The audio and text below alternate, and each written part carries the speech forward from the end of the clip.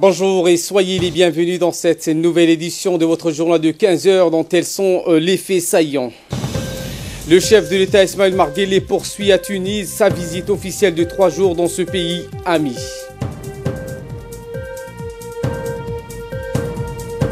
Et en RDC, l'ONU mène des pressions contre Kinshasa pour s'assurer du bon déroulement des élections du 23 novembre prochain. Voilà pour le sommaire. Merci si vous nous rejoignez sur Télé Djibouti. Le chef de l'État, Ismaël Omar Guelleh, poursuit à Tunis sa visite officielle de 3 jours dans ce pays ami. Il a eu hier soir un entretien en tête-à-tête avec le président Essebsi. Le chef de l'État tunisien et son hôte de marque ont ensuite fait un point de presse aux journalistes présents. Le président tunisien a précisé que Djibouti occupe une position géostratégique qui a attiré plusieurs puissances étrangères soucieuses d'assurer la liberté de navigation dans le golfe d'Aden et la mer Rouge, mais des puissances cherchent également à défendre leurs intérêts pour leur approvisionnement en ressources minières ou énergétiques. Il a souligné qu'une commission mixte a été créée en 2010 afin de renforcer la coopération bilatérale et élargir les contacts entre les deux parties. De son côté, le président Guelleh a remercié le président Essebsi pour l'accueil qui lui a été réservé à lui-même et aux autres membres de sa délégation. Cet entretien a été suivi d'une rencontre élargie aux responsables des deux pays. Le président Ismaël Omar Guelleh étant entouré des membres de la délégation qui l'accompagnent. En aparté, les deux chefs de la diplomatie djiboutienne et tunisienne et leur équipe respective d'experts ont parallèlement travaillé pour la finalisation de plusieurs accords bilatéraux. Eh bien, cette signature d'accord a été ensuite organisée entre les deux parties. Au total, 6 accords bilatéraux ont été signés en présence de deux chefs d'État, de deux chefs de la diplomatie. Le ministre des Affaires étrangères et de la coopération internationale djiboutien, Mahmoud Ali Youssouf, et son homologue tunisien ont paraphé ces accords, comme vous les voyez sur les images.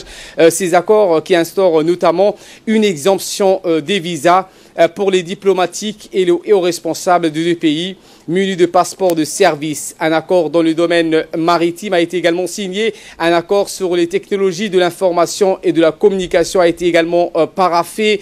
Un projet de programme exécutif de coopération culturelle de la période allant de 2019 à 2021 a été également paraphé entre les deux chefs de la diplomatie en présence de deux présidents de deux pays, en l'occurrence la République de Djibouti et la République tunisienne.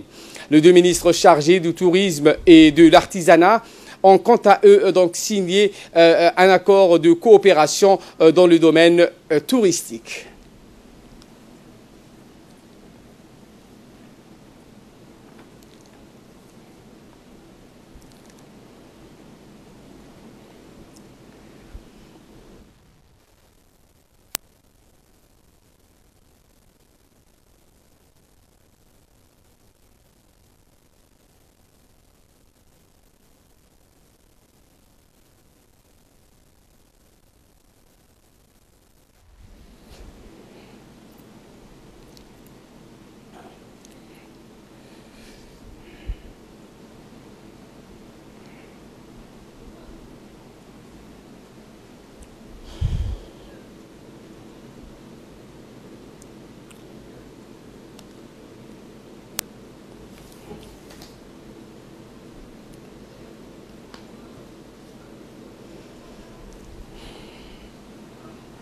Voilà donc pour ces séries d'accords. Le président Guelleh, dans sa visite officielle de 3 jours à Tunis, a par ailleurs rencontré successivement le Premier ministre tunisien et le président de l'Assemblée.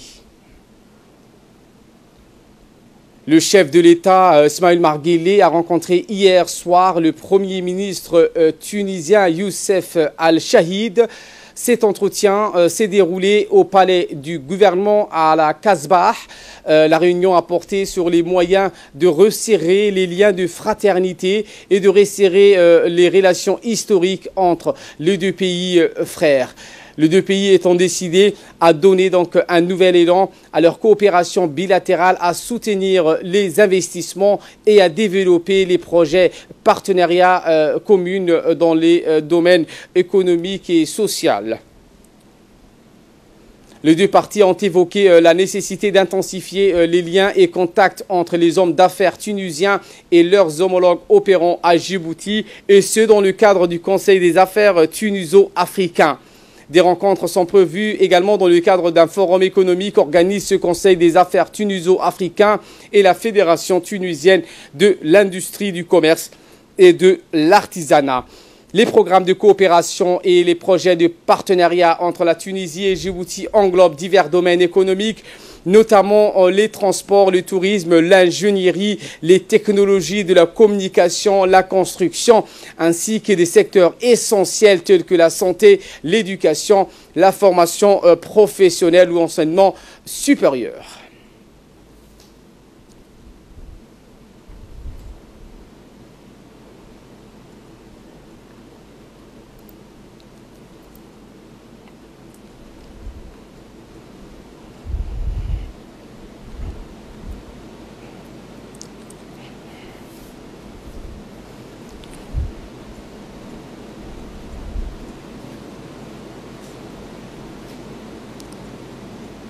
Après cette rencontre avec le chef du gouvernement tunisien, place maintenant à cette rencontre avec le président du Parlement de ce pays. Dans le même contexte, le président Ismaël Marguelé s'est entretenu avec le président du Congrès du peuple tunisien, Mohamed Al-Nasser. La réunion qui s'est tenue hier au palais de Bardou, le président de l'Assemblée de Tunisie et le président de la République de Djibouti ont beaucoup discuté de l'importance de renforcer les relations entre parlementaires et de coordonner des positions entre l'Assemblée tunisienne et l'Assemblée nationale en République de Djibouti.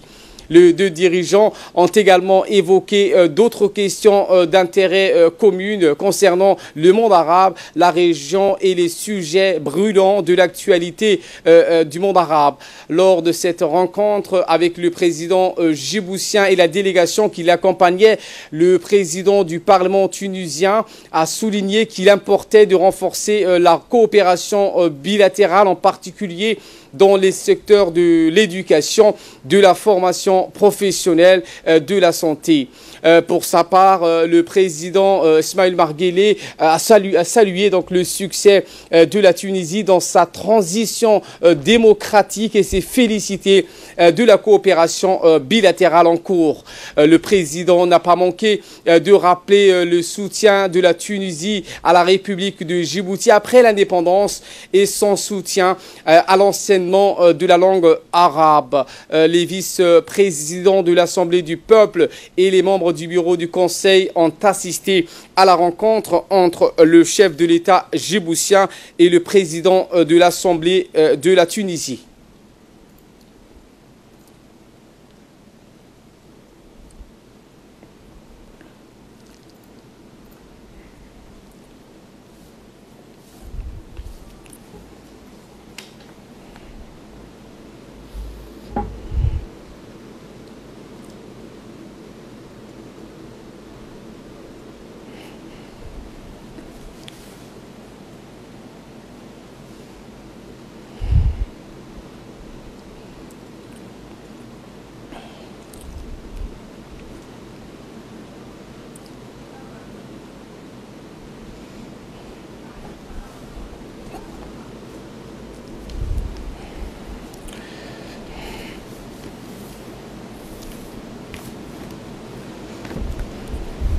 Voilà ce qu'on pouvait dire sur ce chapitre de la visite du chef de l'État à Tunis, donc de 3 jours. Retour à Djibouti, le ministre de l'Énergie reçoit une délégation de la Banque mondiale. Le ministre de l'Énergie et des Ressources naturelles, Younis Ali Guedi, a reçu ce matin dans son cabinet une délégation de la Banque mondiale qui finance le projet pilote de la géothermie.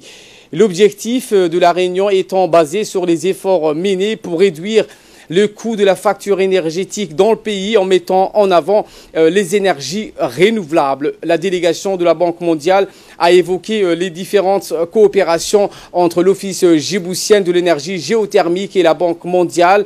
Ils ont aussi précisé leurs exigences en matière de l'octroi des emprunts qui pourraient financer l'avancement du projet géothermique. Le ministre de l'énergie chargé des ressources naturelles a remercié la Banque mondiale pour ses aides constantes. L'entrevue a vu la participation du directeur général de l'Office djiboutien de l'énergie géothermique et le directeur adjoint de l'électricité de Djibouti, Aboubaker. Mesdames et messieurs, c'est l'heure de l'appel à la prière à la Asr. Je vous retrouve dans quelques instants.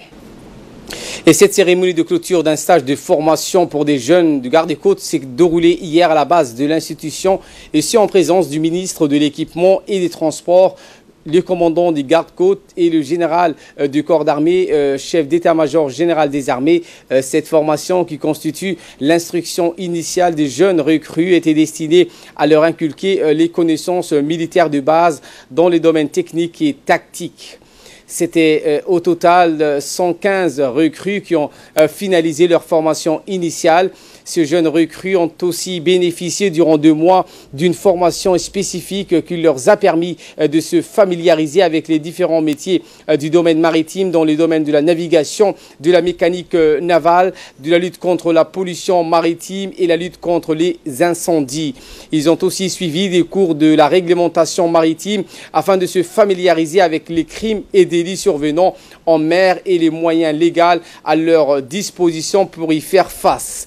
L'ensemble de ces formations ont un but ultime: donner à ces jeunes le maximum d'outils intellectuels et de forces physiques pour répondre de manière adéquate aux missions qui leur seront confiées dans les différents services de notre institution.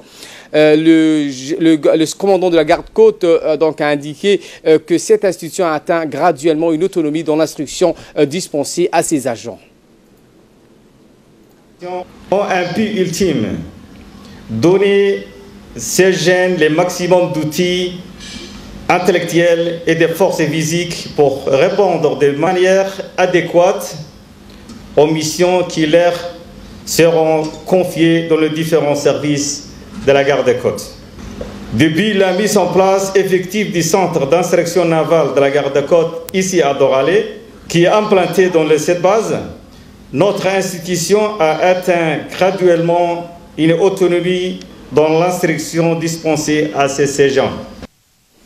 De son côté, le ministre de l'Équipement et des Transports, Mohamed Abdelkader Moussa Helem, s'est dit réjoui de parrainer la clôture de cette formation des gardes-côtes. 7 ans, et qui a fait preuve d'une exemplarité. Vous avez 7 ans, c'est vrai, mais on dirait que vous avez 100 ans. Vous avez investi, vous avez beaucoup investi dans vos personnels, dans votre renforcement des capacités, dans les équipements. Vous êtes aujourd'hui une institution autonome. Vous formez vous-même vos recrues en 7 ans. Donc, je remercie et félicite le commandant de la garde-côte qui a montré sa volonté de mettre en place une institution capable. Une institution capable de protéger, sécuriser nos ports, nos infrastructures et nos côtes.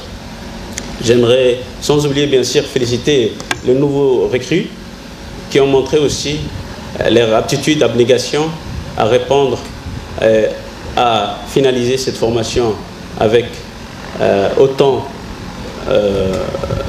de sérieux. Bon, je vous souhaite une très bonne journée et bonne continuation, Inch'Allah, pour l'avenir.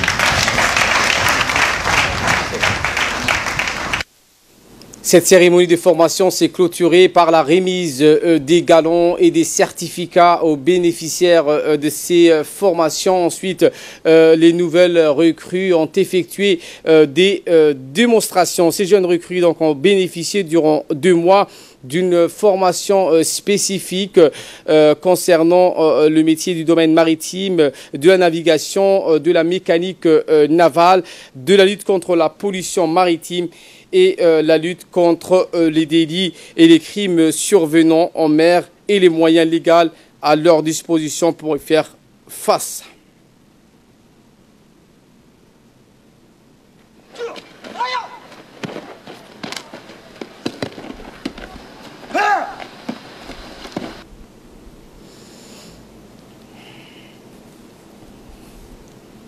Et cette clôture de cet atelier sur l'environnement, le ministère de l'Habitat, de l'Urbanisme et de l'Environnement a clôturé ce matin au Palais du Peuple l'atelier de mise à niveau, de vulgarisation et de partage des connaissances sur la protection de l'environnement et le développement durable.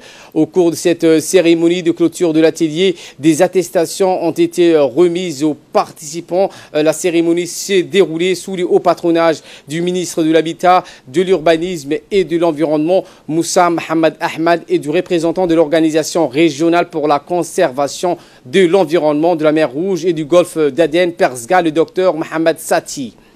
L'atelier a regroupé plus de 48 participants de différentes institutions nationales versées dans ce domaine. Il s'inscrit dans le cadre de la mise en œuvre du processus du développement durable et la mise en œuvre des stratégies et plans d'action liés au développement socio-économique et environnemental de notre pays. Djiboutien, pour partager nos connaissances et partager également nos expériences en matière de développement durable. L'objectif de cet atelier, c'est de partager les connaissances, mais également, surtout, de mettre à niveau un peu tous les acteurs au niveau stratégique, au niveau de Djibouti, pour avoir la même compréhension des objectifs du développement durable et comment les décliner en programme sur les territoires. Donc l'objectif, c'est de développer des outils et des mécanismes de réalisation des objectifs du développement durable d'ici 2030. Eh bien, durant 3 jours, cet atelier a donc permis aux participants d'acquérir des connaissances et de s'approprier les principes et les objectifs, d'identifier les contraintes, enfin de maîtriser les outils et les méthodologies d'intégration de l'objectif du développement durable. C'est ce qu'a indiqué le ministre de l'Habitat. D'être parmi vous aujourd'hui pour clôturer l'atelier qui a été consacré au partage de connaissances des acteurs nationaux sur le développement durable. Cet atelier, j'ai demandé cet atelier personnellement pour voir où on en est de 17 objectifs qui touchent plusieurs départements ministériels. Mon département est concerné directement par 4 objectifs et indirectement aussi 4 objectifs. Depuis longtemps, on a lancé les ODD, les objectifs de développement durable, mais on a décidé de faire le tas des liens pour voir l'avancement des travaux dans chaque département. Qu'est-ce qu'on a réalisé de cet objectif? Cet atelier, c'est un premier atelier, mais on va continuer avec l'aide de nos collaborateurs, de nos partenaires Persiga. On va organiser encore plusieurs ateliers sur ce domaine. J'espère que vous avez échangé des connaissances et vous avez profité aussi de la connaissance de l'ingénieur Youssouf. Et je vous promets aussi d'organiser un autre atelier consacré aux objectifs des ODD. Santé à présent avec l'évacuation de 15 patients vers la Turquie. Le ministre de la Santé, Dr Jamal Maoukié, s'est entretenu avec 15 patients qui devront se rendre en Turquie pour recevoir des soins spéciaux. La rencontre s'est déroulée au sein du ministère de la Santé en présence du directeur général de l'hôpital Pelletier, Hussein Mohamed, et de nombreux cadres du département de la Santé. Selon le département de la Santé, ces 15 personnes forment le premier groupe de 70 patients qui subirent de lourdes interventions médicales ou chirurgicales et qui ont été auscultés lors du passage d'une mission de médecins, de spécialistes et des chirurgiens turcs ayant séjourné au mois de mars dernier. Le ministre de la Santé a indiqué que ces patients souffrent de graves complications qui nécessitent des interventions chirurgicales dispendieuses et qui sont indisponibles dans notre pays. Le gouvernement turc s'est engagé à couvrir les frais des prises en charge médicales et des opérations chirurgicales de ces patients. C'est ce qu'a indiqué donc un responsable du ministère de la Santé.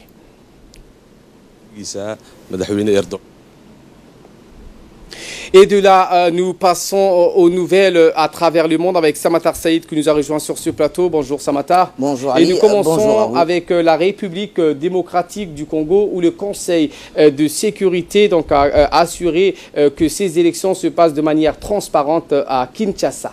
Effectivement, Ali, le Conseil de sécurité de l'ONU effectuera en fin de semaine une visite en République démocratique du Congo, le RDC, afin de s'assurer que les élections présidentielles et parlementaires prévues le 23 décembre seront libres dans ce pays sur fond de tensions entre les autorités congolaises et les Nations Unies.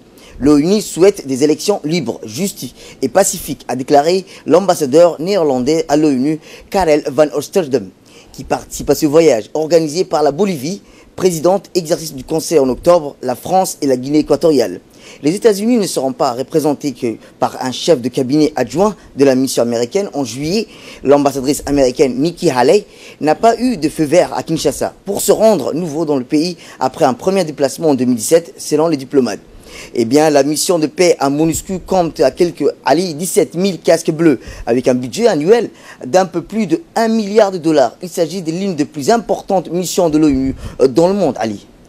Et ce procès de l'ancien président ivoirien Laurent Gbagbo à la Cour pénale internationale, les audiences ont été reportées au 12 novembre.